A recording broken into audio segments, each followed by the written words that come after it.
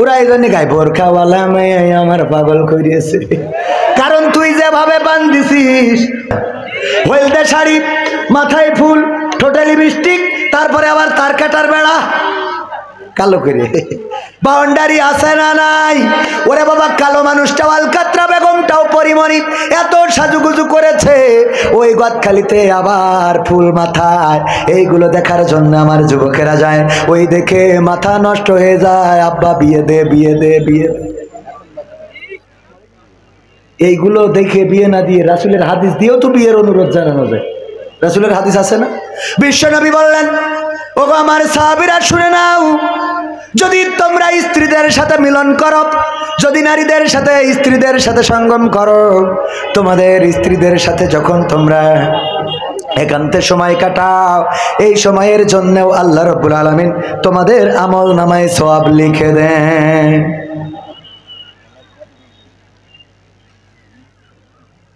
বোঝেননি? সাহাবীরা একটু লজ্জা পেয়েছে, হুজুর স্ত্রীদের সাথে মিলন করলে সওয়াব, এটা কেমন কথা? আল্লাহর নবী বললেন, লজ্জা পাওয়ার কিছু নাই। ওগো সাহাবীরা, এই অপরাধটা, এই কাজটাই যদি তোমরা তোমাদের স্ত্রীর বাইরে পরনারীর সাথে করতে, তাহলে আল্লাহ গুনাহ দিতেন কিনা? সাহাবীরা বলল, আলবত গুনাহ দিতেন। শুধু তাই নয়, এই অপরাধ করার কারণে দুনিয়ার শাস্তি হলো মাজা পর্যন্ত গেড়ে দাও, তারপরে ইট পাথর নিক্ষেপ করে সঙ্গে সার করে দাও। আল্লাহর নবী বললেন, যে অপরাধ করলে আল্লাহ গুনাহ দিয়ে দিত, ওই কাজটাই যখন বৈধ জায়গায়, হালাল জায়গায় করো, আল্লাহ রাব্বুল আলামিন সওয়াব দিয়ে দেন। বলেন সুবহানাল্লাহ। সুতরাং যুবকরা এই হাদিসটা বাবাকে বলবেন, বাবা আমাদের সওয়াব যেহেতু আছে, বিয়ার 1 বছর পরে করে লাভটা কি? কথা কয় না, বরং 1 বছর পরে তুমি দাদা হবা, মা দাদি হবে, এই কাজটা কেন করে দাও না? আর আমাদের তো সওয়াব হবে। এই কথা বলে বিয়ের অনুরোধ করা যেতে পারে না? পারে না? বিয়ের অনুরোধ করবেন। ওগো আমার মা বোনেরা, আর আপনারা যে চেহারা দেখান, আলকাতরা বেগম পরিমণি সাজেন, এই সাজার পরে কিন্তু বাসরের পরে আস্তে করে 3 রাত 5 রাত 7 রাত 1 মাস 2 মাস, তারপরে সম্পর্কে ফাটল ধরে যায়। বলেন ঠিক কিনা? ঠিক না বেঠে? কারণ কি? একজনের বিয়ে হয়েছে, বিয়ে করার পরে কেশবপুরের বিউটি পার্লারের যে মালিক, তার কাছে যেয়ে বলছে, ভাই এই যে আপনার জন্য iPhone 16 pro max, iPhone 16 pro max 2 লাখের উপরে দাম, এটা দিলাম আপনাকে। কেন? কয় আপনি কালকে আমার স্ত্রীকে সাজিয়ে দিয়েছিলেন। খুশি হইতেছি। ও আল্লাহ আল্লাহ, এইরাম স্বামীর যেন আরো 3টে বিয়ে হয়। দিয়েছে কি? আইফোন 16 প্রো ম্যাক্স কভার, খুব সুন্দর করে এটা দেওয়ার পরে চলে এসেছে, কভার খুলে দেখে কিসের আইফোন 16 প্রো ম্যাক্স, ওর মধ্যে কভার খুলে দেখে নোকিয়া 1100 গাডার মারা বাটনে কাজ করে না, লেখা রয়েছে। এখন কেমন লাগে? এখন তার মানে হলো, গতকালকে তুমি যেইটারে সাজায় দিছিলাম, ওইটা আমি ওই যে ঘুমটা, বাসর রাতে ঘুমটাটা সরাইলাম, সরাই দেখলাম পরিমণির খালাতো বোনের মতো লাগে। কিন্তু গোসলের পরে সকালবেলা দেখি এইটা আগে মনে করেছিলাম আইফোন 16 প্রো ম্যাক্স, গোসলের পরে সকালবেলা দেখি নোকিয়া 1100, তারপরেও গাডার মারা বাটনেও কাজ হচ্ছে না। তা বোঝেননি? এরকম ঘটে না? আর আগের সময় বিয়ে দিতে গেলে আমার সভাপতি সাহেব, মুরব্বী যারা আছেন, তারা যে জিজ্ঞাসা করতেন, ওগো মা বলো দেখি তুমি কোরআন পড়তে পারো কিনা? বলতো হ্যাঁ পারি। তাইলে এই কোরআনের 2টা লাইন পড়ে শোনাও।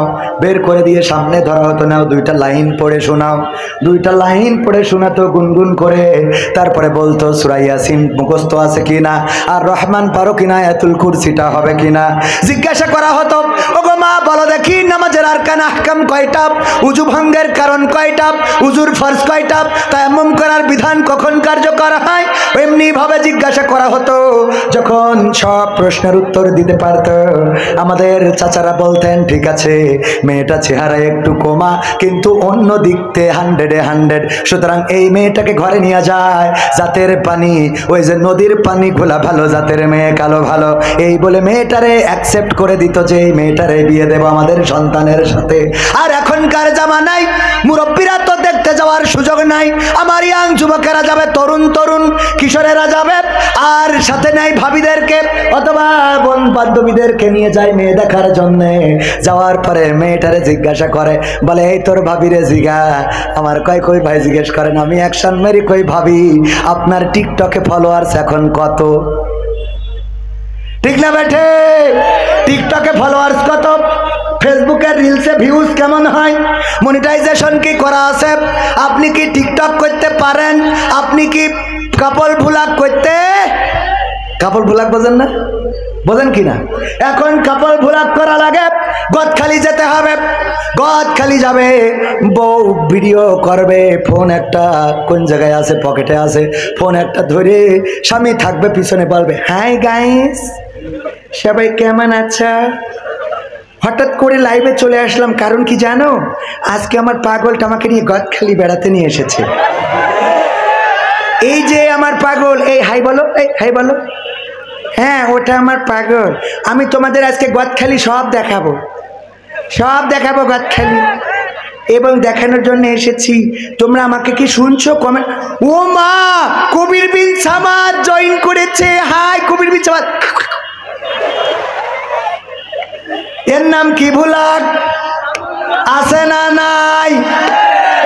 আল্লাহ বলল ঢিলা ঢালা জামা কাপড় পরার জন্য আমার মা বোনেরা বুরখা পরে পরে আবার কায়দা করে টাইট করে মাজায় বাঁধে, যে পাছার সাইজটা কত যেন মাপ নিতে পারে। নাউজুবিল্লাহ বলবেন না? তা না হলে ওকে দড়ি বাঁধতে হবে কিছু না, আমার এটা বোঝা দিন। মাজায় দড়ি বাঁধতে হবে কোন দুঃখী? এই ঠিক বলছিল হুজুর, কথা মা না বলি তো উপায় নেই, তো ছেলেপিলে ঠান্ডা রাখতে পারছি। ওরা এই জন্য গায়ে বোরখাওয়ালা মেয়ে আমার পাগল করিয়েছে, কারণ তুই যেভাবে বান্ধিছিস ওই বান্ধা সাইডে পর্যন্তই তো। আমি তো বলছি সাইডে পর্যন্ত, আবার খাতায় লিখতে হবে, অসুবিধা নেই তো। ওরা সাইডে পর্যন্ত আমি সে তো আমি বুঝেছি, ও তো মাথার মধ্যে আসি। এন তো আর চাইল ডাইল চলবো না, এন খালি প্যাকেট নিয়ে যাবে, ওকে পকেটে বিড়ি সিগারেট যা আছে দিয়ে দেবে। ঠিক না ভাই? ঠিক এই আছে না নাই? যাদের আছে তারা দেবেন, আমরা পেয়েছি নেবো, সমস্যা কি? গোলাম রব্বানি ভাই বললো যার যা আছে পকেটে দিয়ে দেন প্যাকেটে। একজন 2 প্যাকেট আকিস বিড়ি দিয়েছে, দিয়ে আবার লিখে দিয়ে হুজুর আমার তো শেষ সম্বলে 2 প্যাকেট আকিস বিড়ি আজ কিনিলাম, খাইলে এইটাও নেই, আমার হাগাও হবে বলে মনে হয় না, তাও আমি দিয়েছি। কারণ কি? কারণ আপনি বলেছেন যার যা আছে পকেটে দিয়ে দেন প্যাকেটে, আমি দিয়েছি। আমার দাবি আছে। কি দাবি? 1 প্যাকেট কমিটি দেবেন আর 1 প্যাকেট আপনি বাড়ি যাওয়ার সময় গাড়িতে বসে টানবেন। বুদ্ধি আছে না নাই? গোলাম রব্বানি ভাইয়ের ঘটনা, আমার না কিন্তু। তো এই জন্যে পকেটে যা আছে প্যাকেটে দেবে। প্যাকেট নিয়ে স্বেচ্ছাসেবক খালি রেডি থাকতে কন, সাথে যদি ছোটোখাটো লাঠি থাকে তাও নিয়ে রাখতে কন, যে দেবে না ছপান করি বাড়ি কষি দেবে। ওয়াজ শুনবা, এত টাকা দিয়ে হুজুর নিয়ে আসি, টাকা দেবা না পাকাবো ভাই যাও।